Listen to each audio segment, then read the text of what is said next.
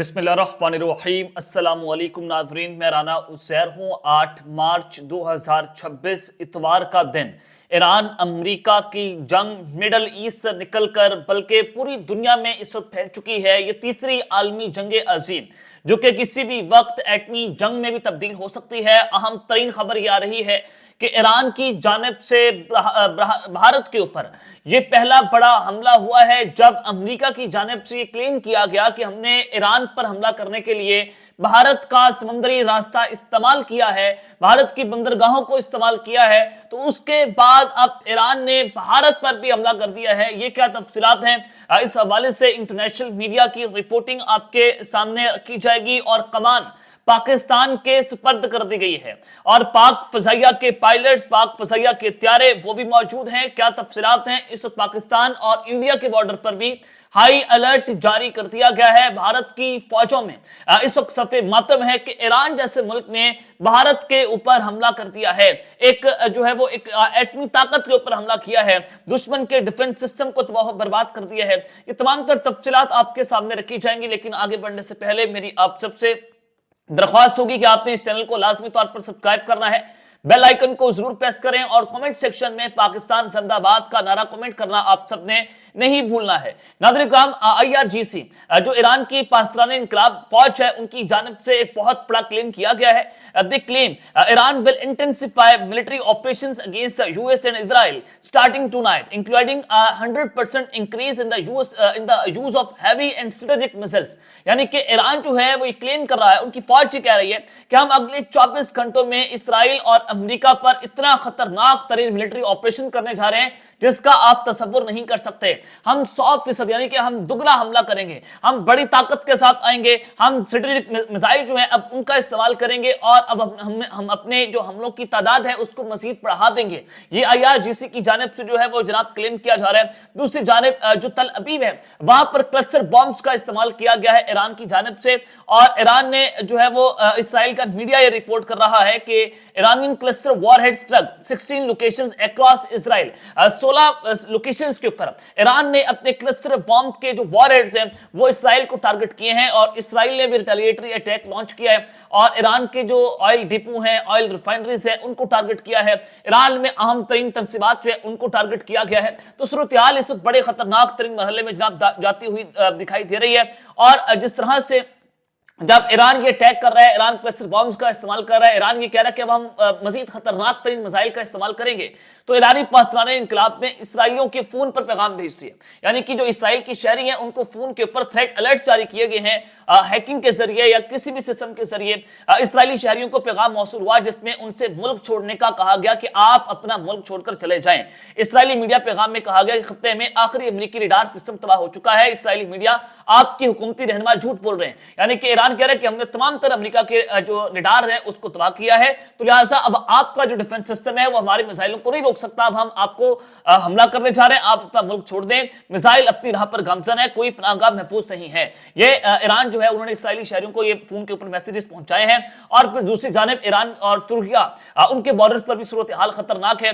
जो इस वक्त कुर्दिस्तान का रीजन है, कुर्दों को इस्तेमाल किया जा रहा है ईरान के खिलाफ भी, और पहले तुर्की के खिलाफ भी इस्तेमाल होते रहे, तुर्की ने भी इनके खिलाफ बेतहाशा जंग लड़ी, तो ईरान के खिलाफ भी ये बगावत के लिए इस्तेमाल हो रहे हैं। तो ईरान और तुर्किया के वज़ीर ख़ारजा ने इराक और ईरान के कुर्दिस्तान रीजन में इराकी फोर्स को तैनात करने का इत्तेफाक किया है कि अब इराक की फौजें जो हैं वो इस रीजन पर तैनात की जाएंगी ताकि अमेरिका का जो मुमकिन तौर पर जो फौजी ऑपरेशन है अमेरिका और इसराइल का, उसके ऑपरेशन को रोका जा सके, उनके ऑपरेशन को नाकाम किया जाए। तो उसके लिए इराक की फौजें जो हैं वो इस रीजन में तैनात की गई हैं। तुर्किया ने वाज़ेह किया है कि वो ईरान में किसी भी किस्म की रजीम चेंज या तकसीम के खिलाफ है, यानी कि रजीम चेंज ऑपरेशन के लिए अमेरिका और इसराइल अपना एक पूरा गेम प्लान तैयार कर रहे हैं। उसको रोकने के लिए तुर्किया और ईरान के दरमियान ये तय पाया है कि अब इराकी फोर्सेस को कुर्दिस्तान रीजन के अंदर जो है वो जनाब तैनात किया जाएगा।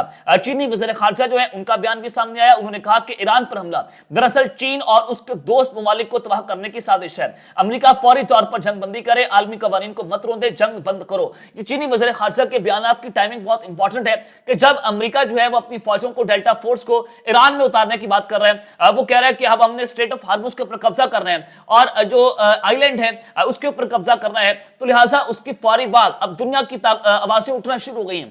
چائنا کھڑا ہو رہا ہے، رشیا کھڑا ہو رہا ہے، ترکیہ کھڑا ہو رہا ہے کہ ہم ایران میں رجیم چینج آپریشن کے متحمل نہیں ہو سکتے. تو اب چائنا یہ کہہ رہا ہے کہ اگر آپ نے ایران کے اوپر حملہ کیا تو دراصل ہمارے اوپر حملہ ہوگا اور ہم اس کا منہ توڑ جواب دیں گے. تو اب یہ تیسری عالمی جنگ عظیم نہ کہیں تو کیا کہیں.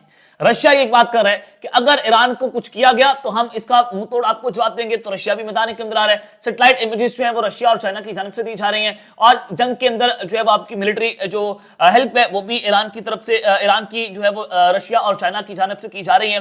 تو اس ساری سچویشن کے اندر جو آج ایران نے کر دکھایا کہ ایران نے بھارت پر بھی حملہ کر دیا ہے، کمان پاکستان کے سپرد کر دیا، اور پاکستان کی فضائیہ کے طیارے اور پائلٹس بھی موجود ہیں. اس حوالے سے جناب کیا خبریں ہیں؟ یہ ایران نے پچھلے 24 گھنٹوں کے اندر یہ IRGC کی جانب سے کلیم کیا گیا ہے کہ 4 امریکی تھاڈ لانگ رینج ریڈارز کو تباہ کر دیا ہے. تھاڈ کا ڈیفنس سسٹم یہ $6 ارب کے قریب ایک ڈیفنس سسٹم ہے، 5-6 سال لگ جاتے ہیں اس کو بنانے کے لیے، اور 4 امریکی تھاڈ لانگ رینج ریڈار سسٹم جو ہے اس کو امریکہ نے تباہ کیا پچھلے 24 گھنٹوں کے اندر. اور یہ ریڈارز اسرائیلی اور امریکی میزائل دفاعی نیٹ ورک کو ریئل ٹائم معلومات فراہم کر رہے تھے.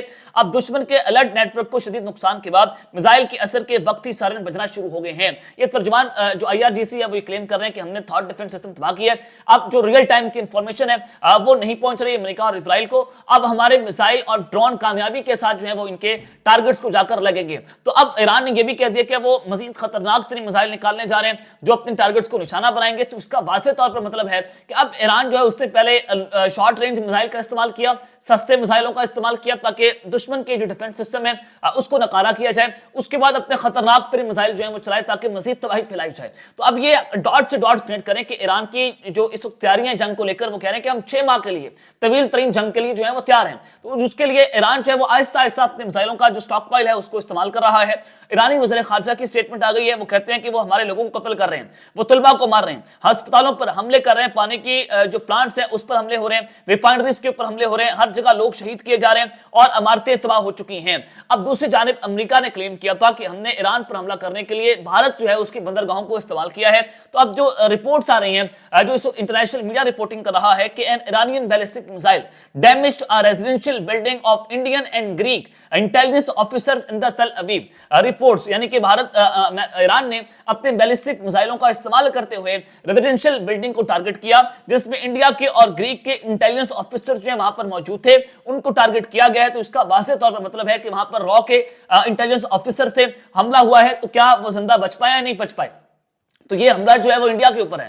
اب انڈیا اس کے اوپر کیا جواب دے گا؟ انڈیا ابھی تک تو خاموش نظر آ رہا ہے. یہ بہت بڑا حملہ ہے خطے کے اندر، اسرائیل کی بلڈنگ پہ جا کر آپ ایک جو گریس اور انڈین آفیشلز ہیں، انٹیلیجنس آفیشلز ہیں، آپ ان کو ٹارگٹ کر رہے ہیں. تو ایران نے براہ راست بھارت کے اوپر جو ہے وہ حملہ کر دیا ہے. اور جب ڈونلڈ ٹرمپ یہ کہہ رہے تھے کہ ہم نے جناب جو ہے وہ بھارت کی بندرگاہوں کو استعمال کیا ہے، دوسری جانب رجیم چینج آپریشن کے لیے تیاریاں تیز ہیں. ایران یہ کہہ رہا ہے کہ ہم نے نئے سپریم لیڈر کا انتخاب کر لیا ہے، ہم نام کو ڈسکلوز نہیں کریں گے. تو ڈونلڈ ٹرمپ کا بیان سامنے آ چکا ہے کہ وہ کہہ رہے ہیں کہ ایران اس پورے مڈل ایسٹ پر قبضہ کرنے کا پلان کر رہے ہیں، اس پر حملہ کرنے کا پلان کر رہے ہیں تاکہ مڈل ایسٹ کے اوپر ٹیک اوور کیا جائے. اور ہم اگلے ایران کے لیڈر کو نہیں مانیں گے اور ہم ان کو اس وقت تک نہیں چھوڑیں گے جب تک وہ ہمارے سامنے سرنڈر نہ کرتے. یہ ڈونلڈ ٹرمپ بات کر رہے ہیں. اور پھر وہ اسرائیل کے وزیر اعظم نیتن یاہو بھی یہ کہہ رہے ہیں کہ جب تک ایران کے نئے سپریم لیڈر جو ہیں ہمارے آگے سرنڈر نہ کرتے، ہم ان نئے سپریم لیڈر کو نہیں چھوڑیں گے اور ہم ان کو بھی ٹارگٹ کریں گے، ہم ان کو بھی راستے سے ہٹائیں گے. تو ایران کے وزیر خارجہ نے کہا کہ ہم سرنڈر نہیں کریں گے. پچھلے جنگ کے اندر بھی آپ نے سرنڈر کیا،